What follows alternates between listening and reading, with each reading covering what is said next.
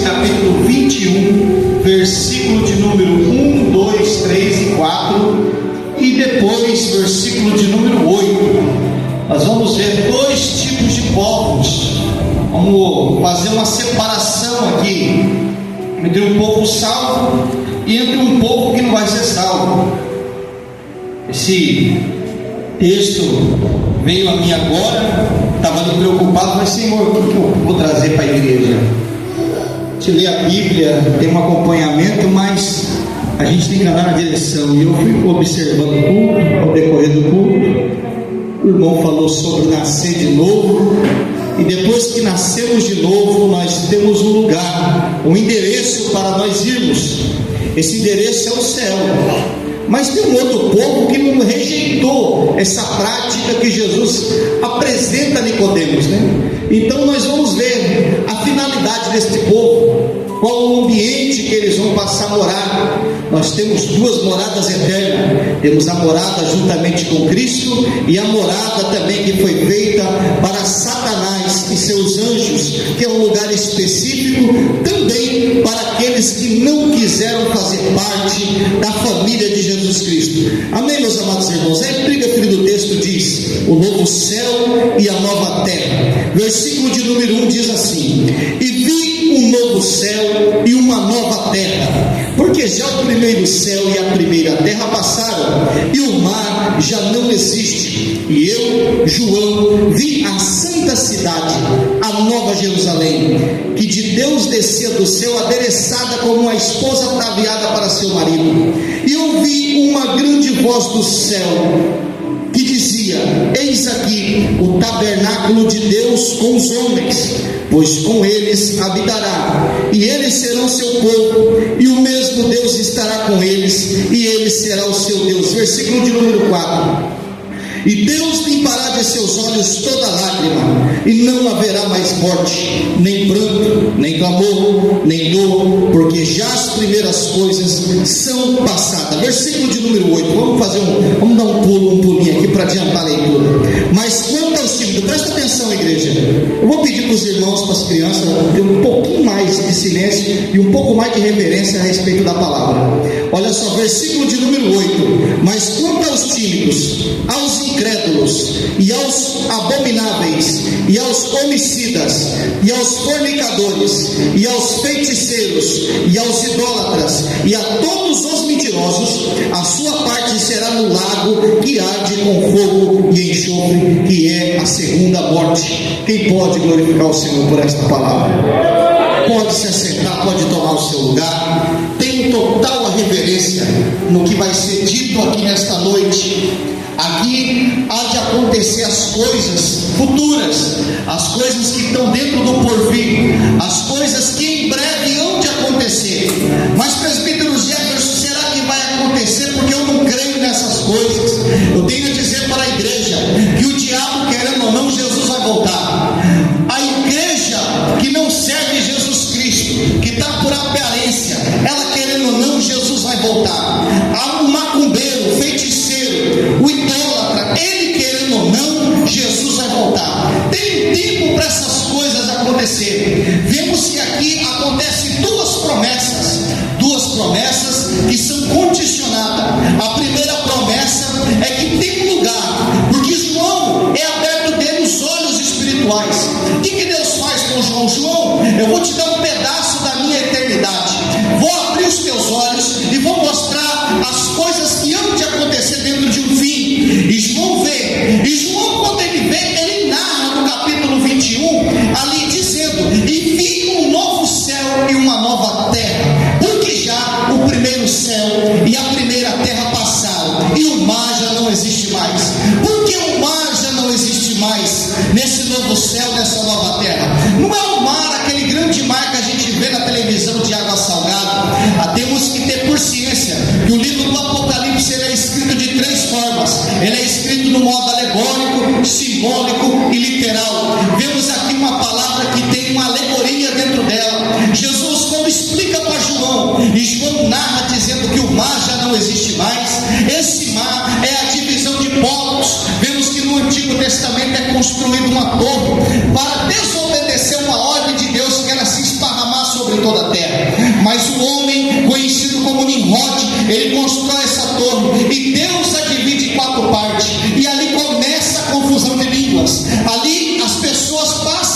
entender mais, passa a existir um mar que divide essas pessoas. E esse mar, essa confusão, essa diferença de língua já não existe. Mas vemos que no terceiro versículo, o próprio João diz: e ouvi uma grande voz do céu que dizia: eis aqui o tabernáculo de Deus para com os homens, porque com eles habitará, ele será o nosso Senhor e nós estaremos com ele. Mas o que me chama mais a atenção nessa narrativa que foi lida é que está no versículo 4. Por quê? Porque aqui vem a grande promessa que encanta meu coração, porque eu creio na volta de Jesus e eu quero morar no céu.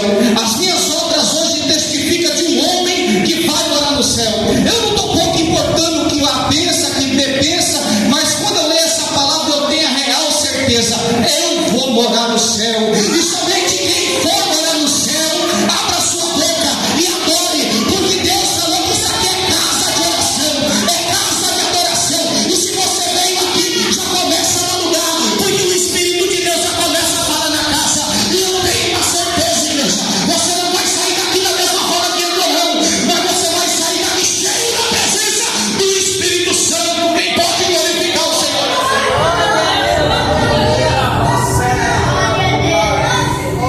No versículo 4, João explica que o próprio Deus, eu sempre gosto de estar falando isso, o próprio Deus enxugará dos seus olhos toda lágrima. Que promessa! Anamacaria séria. Aqui não está falando que você vai ser recebido por um parente que foi lá primeiro que você. Aqui não está falando que é Paulo, que é Pedro. Não, o próprio Deus, a recepção que você terá no céu. Não haverá mais choro, não haverá mais lágrima, não haverá mais morte. Essas coisas são velhas. Mas tem uma coisa que me chama a atenção também dentro desses dias, porque aqui há uma separação, há uma divisão de povos. No capítulo 19, a Bíblia diz que Jesus, ele aparece, o céu se abre. Quando esse céu se abre, aparece um homem montado em cima de um cavalo branco. As suas vestes são brancas, salpicadas de sangue. Seus olhos são como chamas de fogo. Sobre a sua perna direita e sobre o seu peito tem uma faixa escrito Rei dos Reis e Senhor dos Senhores. Mas da sua boca sai uma espada afiada de 2 fios, com ela ele ferirá as nações. Vemos aqui que aparece um homem. A igreja nesse momento ela se encontra com este homem. Ela se encontra nas bodas do Cordeiro. Nós estamos em festa. Nós já fomos arrebatados. Vemos que a carta aos Tessalonicenses, no capítulo 4, versículo 16, a Bíblia diz que de maneira nenhuma nós, os vivos, precederemos aqueles que dormem em Cristo, mas todos ressuscitarão e junto conosco nós nos encontraremos com Ele nos ares. Passaremos um período dentro da escatologia bíblica, um período de 7 tempos. Esses 7 tempos é quando Jesus abre o céu, a igreja aparece a bodas do Cordeiro. A Bíblia diz que os seus olhos são como chamas de fogo. Por que ele tem os olhos como chama de fogo? Porque ele não vê a igreja somente no momento que estamos aqui dentro adorando, não. Ele está te vendo quando você está no teu quarto, ele está te vendo quando você está no teu trabalho, ele está te vendo quando você toma banho, ele está te vendo, mulher, quando você faz a janta com o teu marido, ele está te vendo, homem, a maneira que você trata os seus amigos, a maneira que você trata quem você ama, a maneira que você trata quem você odeia também, ele também está vendo. Tudo ele vê, todas as coisas, a Bíblia diz que são nuas e patentes aos olhos daquele que havemos de tratar. Mas vemos que a Bíblia me retrata dizer que dentro da sua boca sai uma espada afiada de 2 fios. Essa espada afiada de 2 fios, igreja, por muito tempo me incomodou. Eu busquei dentro dos ensinos, busquei dentro da teologia, estudei, fiz faculdade e não me foi revelado. Isso me perturbou. Falei, meu Deus, o que é essa espada? Por que ela tem 2 fios? E por que com ela ele vai ferir as nações? Essa espada de 2 fios é a palavra de Deus. Essa mesma palavra que hoje te sustenta, que te salva, te liberta, te cura, é a mesma que vai te ferir. Porque essa palavra é a palavra que sai da boca dele.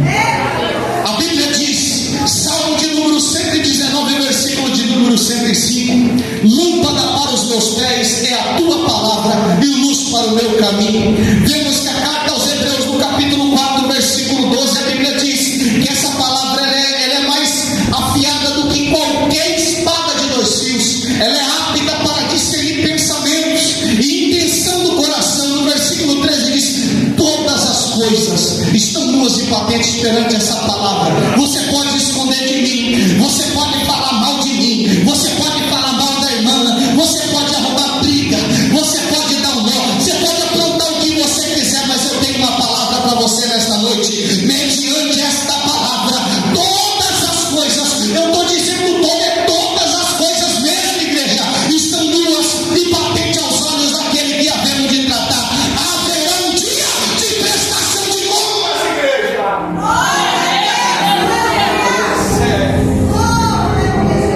No versículo 8, me chama a atenção um termo aqui, porque aqui ele especifica, ele deixa um legado e fala: olha, essa espécie de ser humano que tem essas qualidades. O mau caráter também é uma qualidade, mas é uma qualidade má. E diz assim: mas quanto aos tímidos, aos incrédulos, aos abomináveis, aos homicidas, aos fornicadores, aos feiticeiros e aos idólatras e todos os mentirosos. A Bíblia aqui não está revelando um mentirosinho não, que conta aquela mentirinha para se safar, não. É todos. Qualquer mentira, qualquer palavra errada, na marca séria. Tem gente dentro da igreja, cooperador irmão Alfredo, que está pensando que pecado é só beber, é só fornicação, é só adultério, mas esquece que mentira também é pecado. Carta ao Tiago, capítulo 12, Epístola Universal do Apóstolo Tiago, capítulo 2, versículo de número 10. Todavia, se cumprir de 9 dos 10 mandamentos da lei régia, mas se tropeçares apenas em um só ponto, é culpado pelos 10. Portanto, igreja, se você não matou, se você não prostituiu, se você não fumou, se você não bebeu, mas se você olhou para o teu irmão e falou mal dele, você é culpado por tudo. Diante dos olhos de Deus você é assassino, diante dos olhos de Deus você é mentiroso, diante dos olhos de Deus você é prostituto. Arrependa-se e entrega teu caminho ao Senhor, porque haverá um dia de prestação de contas.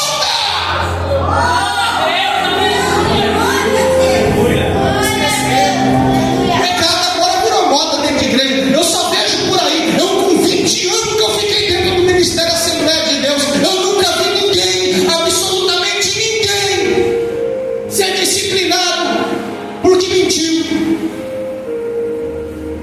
Quem já viu isso aqui?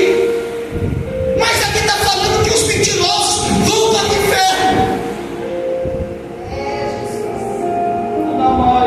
Tomara que essa palavra esteja falando na igreja. O que está falando comigo? Ele me cai, eu sou. Sua parte será um lago que arde com fogo e enxofre. No capítulo 20, no verso de número 11, o tema, a epígrafe diz: o juízo final. Dentro desta epígrafe, aqui está escrito: João ele tem outra visão. Qual é a visão de João? Preste atenção.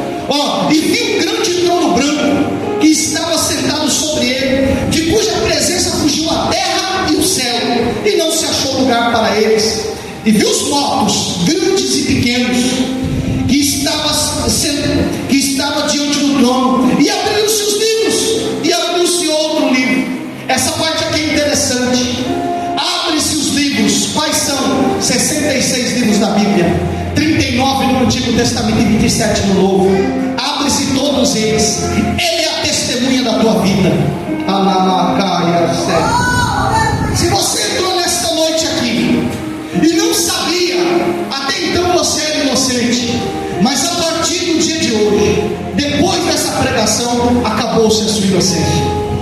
Você já é pego por culpado se você não confessar o sangue de Jesus Cristo.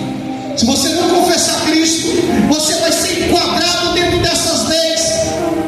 O problema, porque quando Deus me usa, Diácono Irmão Aguinaldo, para poder abençoar, eu abençoo. Quando Deus me levanta para poder profetizar, eu profetizo. Para libertar, Deus liberta. Os movimentos acontecem, mas hoje Deus está mandando descer o cajado na igreja.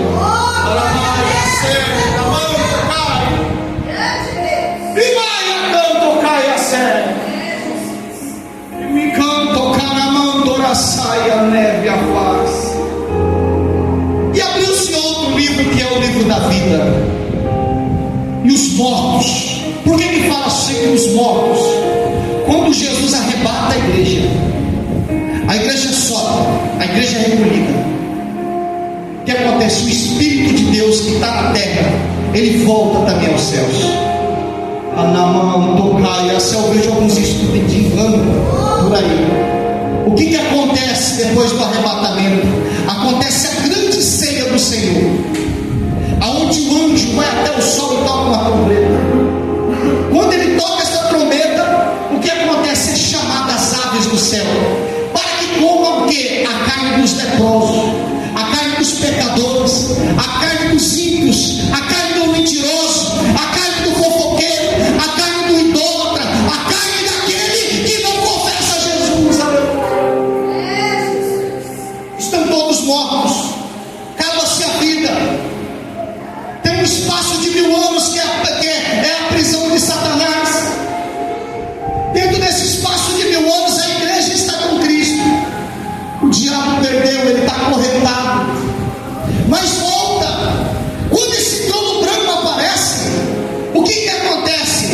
A terra devolve seus mortos, o mar devolve seus mortos, o inferno, pessoas que morreram desde a época de Noé, desde a época de Adão, que conheceram Adão, que não alcançaram a salvação. O que acontece? Ele tem que ressuscitar, a terra tem que dar jeito, tem que prestar conta dele, e ele vai diante do trono. E o engraçado, que quando ele chega diante do trono, acontece 2 fatores. O primeiro fator é que ele tem que dobrar o joelho dele de frente para o trono. Ele pode não ter querido ter, ele pode não ter dobrado o joelho hoje, mas naquele dia ele vai ter que dobrar, ele vai ter que confessar, ele vai olhar para o trono de cabeça baixa e dizer: sou o Senhor é Deus, sou o Senhor é Deus, Rei dos reis e Senhor dos senhores.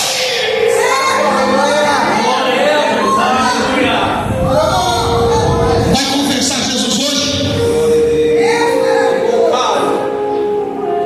Vai parar de pecar, vai parar de mentir, está no teu controle. Vai continuar fofocando? Vai continuar falando da vida alheia? Vai continuar metendo o dedo onde não é chamado? Me canto, cai a serra, não tocai. E foram julgados os grandes e os pequenos. Quem são os grandes, igreja? Os grandes foram aqueles que receberam autoridade na terra: juízes, prefeitos, senadores, presidentes da república, pastores, presbíteros, homens que tiveram autoridade para falar do amor de Deus na verdade, no espírito. Mas não, o que eles preferiram? Encher o bolso de dinheiro, usurpar a noiva do cordeiro, aplicar doutrinas de demônio para satisfazer sua própria concupiscência, para satisfazer seus desejos. Homens que pecaram e não tiveram coragem de confessar, porque a Bíblia é muito clara: aquele que se humilha, Deus o exaltará, mas aquele que se exalta, Deus o abaterá.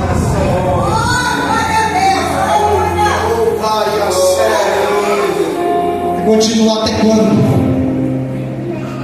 Vai esperar o trono aparecer? Amor, cara, sério. Quem que eram os pequenos, igreja? Os pequenos foi esses, ó, Diácono Irmão Aguinaldo, que chegaram na igreja, viram essa mensagem, essa pequena mensagem de 30 minutos, e ouviram, ficaram arrepiados, se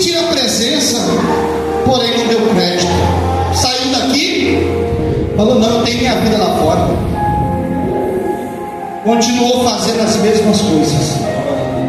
Não quis mudar, achou que aquele limite, irmãos, hoje pela manhã eu até falei no batismo, era por volta das 8 da manhã, eu deitado ainda, eu senti uma dor tão forte no meu peito, que eu nunca senti uma dor daquela antes.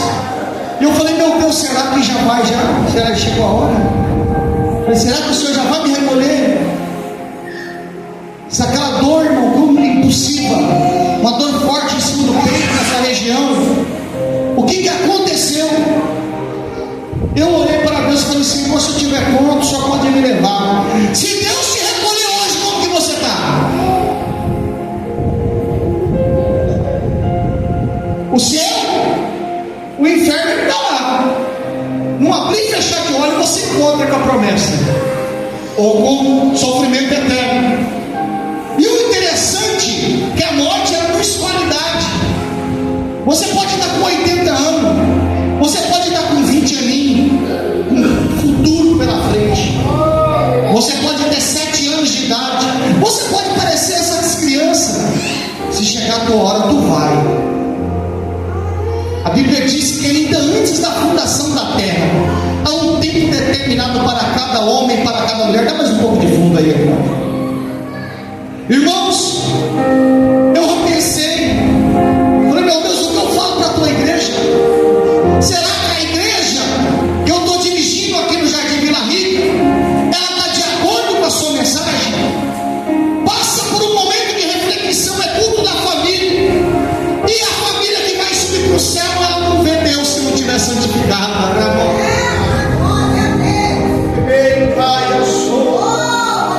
A Bíblia diz, ela é tão certa, que ela diz que até para você dar a tua oferta na casa de Deus, se você tiver brigado com o teu irmão, vai lá e conserta primeiro, mas depois você ofertar, porque Deus não vai receber a tua oferta. E eu gosto de pregar esse modelo de mensagem, porque a igreja não glorifica, mas fica ligada, senão não estão ouvindo. Deu um mar morto que nele havia, e a morte e o inferno foram julgados, cada um segundo as suas obras. Mas o que acontece?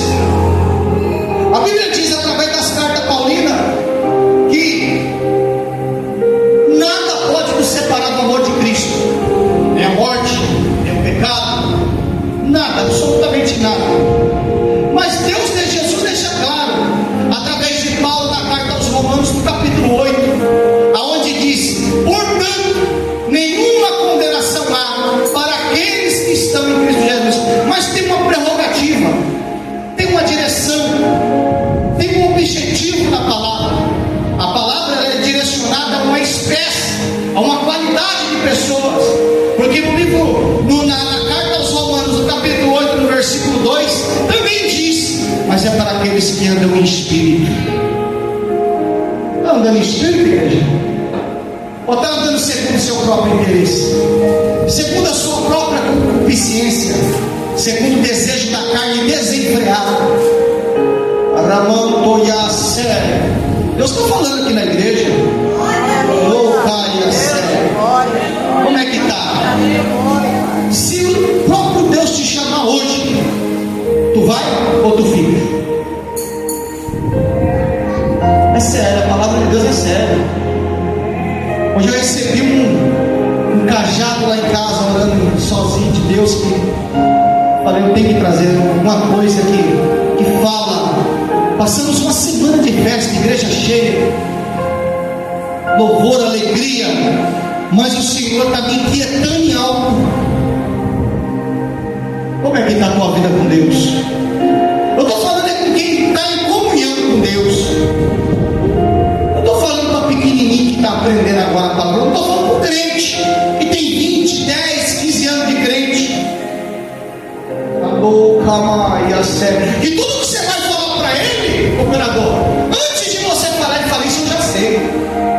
Não ouve? A carta do apóstolo Paulo diz que haveria um tempo que se colocaria comichões nos ouvidos.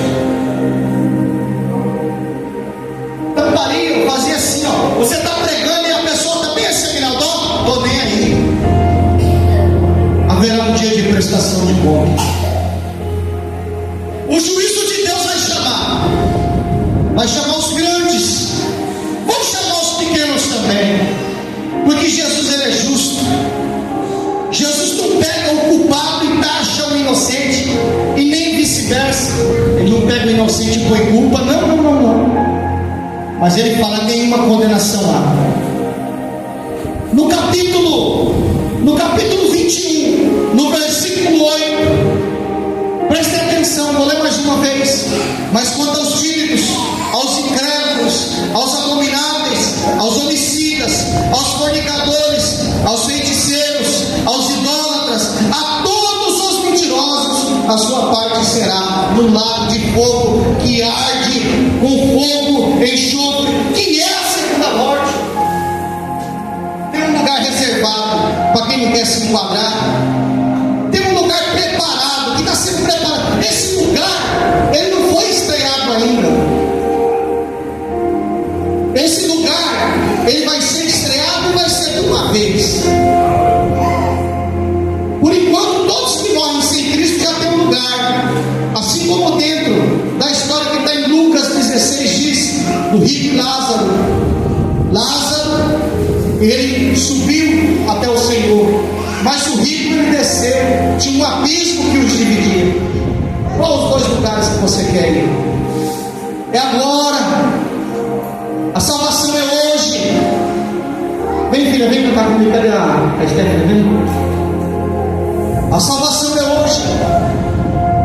É hoje que Jesus te chama. É hoje que Ele quer um concerto com você. Pega aí o microfone. Coloca os seus pés, igreja.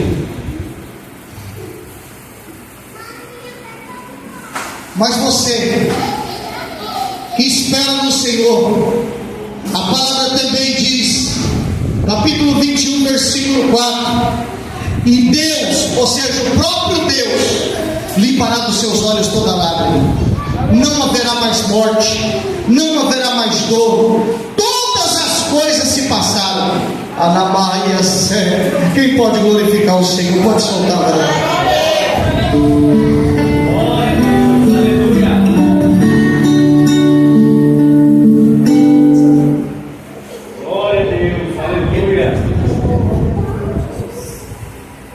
Continue adorando o Senhor. Queria continuar, mas nosso horário já estourou. Eu aprofundaria um pouco mais na palavra. Glória a Deus. Aleluia.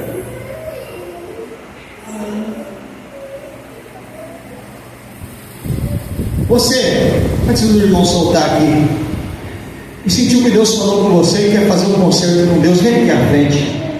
Tem gente aqui que Deus falou comigo. Maia, sério, a bola tocar.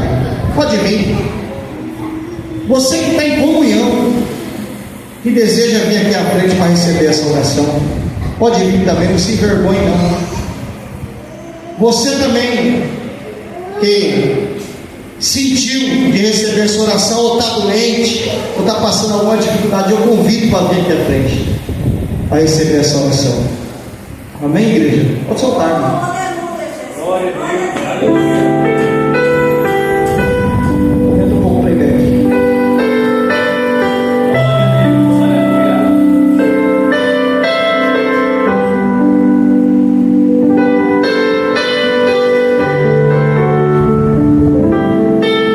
Glória a Deus, aleluia.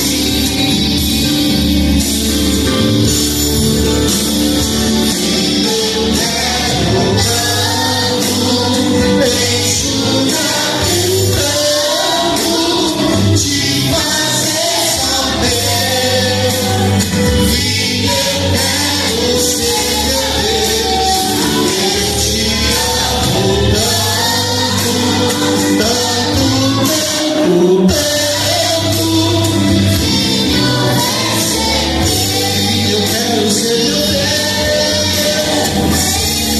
Por que me queres tanto assim?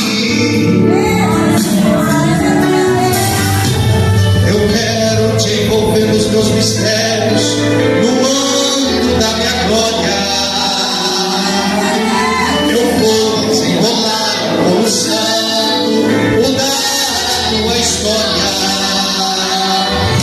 Eu vou fazer de ti passo de honra. Eu vou envergonhar os que te amam, vou te dar vitória. Por que me queres tanto assim? Enxuga teu rosto, te fazer só meu filho. Eu quero ser teu Deus. Eu te amo tanto, tanto, tanto. Filho, vem ser meu. Filho, eu quero ser teu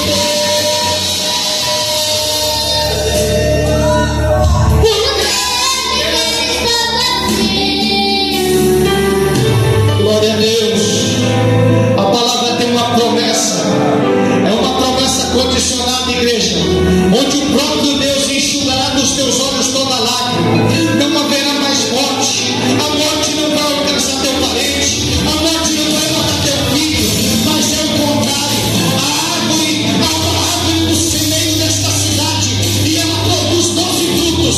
E com as folhas dessa árvore curarão as doenças dentro da nação. E você comerá e terá vida eterna. Porque a árvore da vida é o próprio Senhor Jesus Cristo. Te fazer saber.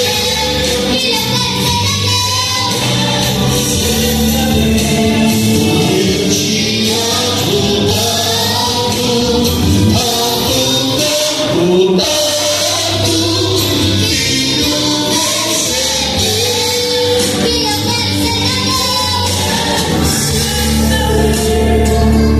Por que me queres tanto assim? Porque eu te amo. E dararara, e dararara, e dararara. Jesus está na casa, igreja. Adore o Senhor. Grandes são as promessas que Ele tem para a igreja. Jesus, Ele tem renovo para a igreja. Jesus, Ele tem algo contigo. A tua vida aqui hoje não foi em vão, não. Jesus está passando a mão sobre essa igreja. Diagoniza a irmã Maria Amélia. Assim diz o Senhor dos Exércitos: aquieta teu coração, Ramandocai a Sé, Kebou Candorai a Sé, Ibicai a Soramandocai. O Senhor que projetou a terra, estabeleceu limites, colocou nela firmamentos, colocou a terra, colocou a água, dividiu água doce de água salgada. Todas as coisas estão no equilíbrio e dentro do controle da mão daquele que nos criou e criou todas as coisas. E assim Ele diz para você nesta noite: filha, aquieta teu coração, porque eu estou no controle. Eu estou no controle. Eu estou no controle da tua casa. Eu estou no controle na vida dos teus filhos. Eu estou no controle na vida do teu esposo. Estou no controle na vida dos teus netos. Eu controlo tudo. E a minha palavra, ela não volta vazia. Já te prometi por diversas vezes que cuidaria dos seus, que trataria com os seus, e ainda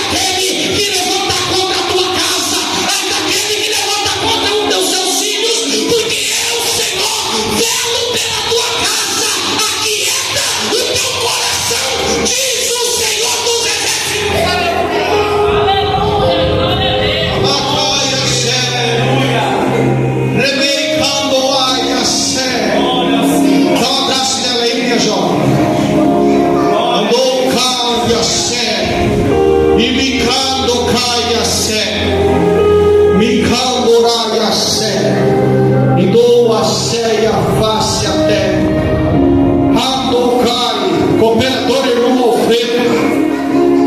Andou, cara, levanta a tua mão direita. Recebe. O Senhor que te conhece, grandes promessas tem para o teu ministério. Grandes são as obras que colocará e empunhará em tuas mãos. Mas o diabo, o inimigo da tua alma, tem um projeto arquitetado. E nesse projeto arquitetado vem prato dentro dele. O diabo quer te colocar no mundo. Quer te colocar no meio da bebedeira. Quer te colocar no meio de droga, no meio de imundícia.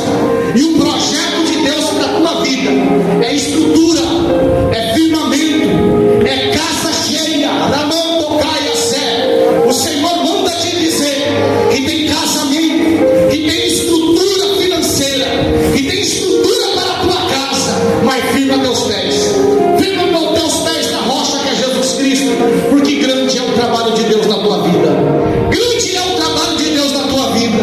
Deus te trouxe neste lugar, nesta noite, no meio de nós, pequeninos dentro da religião protestante, para te dizer que Deus te ama e Ele cuida de ti e vela por ti. Se coloque cada vez mais na posição, porque é grande o trabalho de Deus na tua vida.